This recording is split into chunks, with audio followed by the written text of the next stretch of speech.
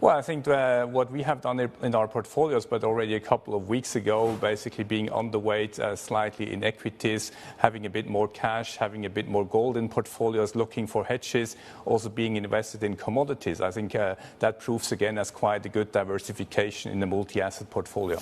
You know, I have to note here that with the U.S.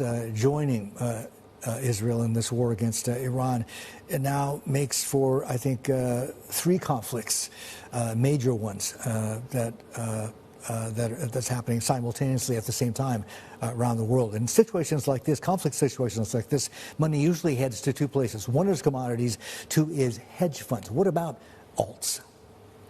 Well, I think that's maybe not really the short-term place. Maybe over the longer term that could happen, but in the short term, I think money usually moves out of the market. It goes into cash, it goes into liquid assets, it goes into gold, and usually it also goes into the US dollar. So I think that's a bit another surprise this morning that we don't see a stronger dollar. That usually is what happens, and I think that shows another very important point in investing in these days, that actually investors are not that fond of US dollars. They rather are short the dollar, and I think that's one of the biggest points or issues in US in portfolios nowadays, to be what to do with the US dollar. What are you telling your clients?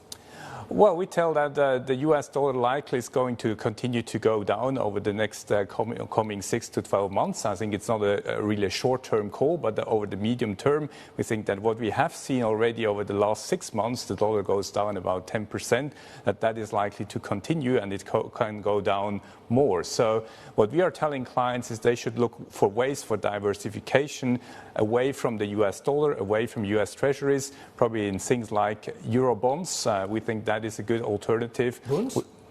For example, bonds, yes, but also other European bonds. I think they are quite attractively valued. We don't have really the inflation issue in Europe, so I think bonds there are more safe than in the US. So to be clear, you're telling clients that long term, the trend is going to continue. Dollar is going to continue to soften. One, so no dollar as well as no dollar assets. You're underweight equities, right? U.S. equities, but also U.S. treasuries, because we had a guest earlier on this morning saying in a situation like this, he actually likes treasuries. He sees a special value towards the shorter end of the curve in like U.S. 5 years, which are pricing, what are we doing, about 397.49 right now.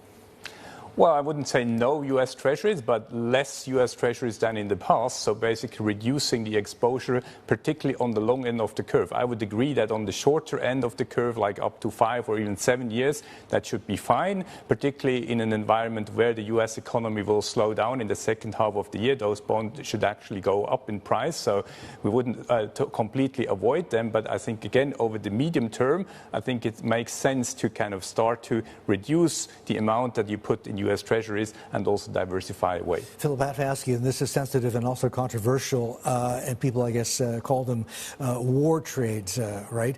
I wouldn't be surprised when Wall Street opens that U.S. defense stocks are going to be doing pretty well, potentially even that sector in Europe as well. Do you like that vertical? Well, I think that's an area which has been doing well in Europe already for a few months. Clearly, we see that defense spending will go up. I think that's not just because of what happened over the weekend, but already in Ukraine. I think that was a big point while defense spending is going up. And certainly these stocks, not only in the US, but also in Europe, they should benefit.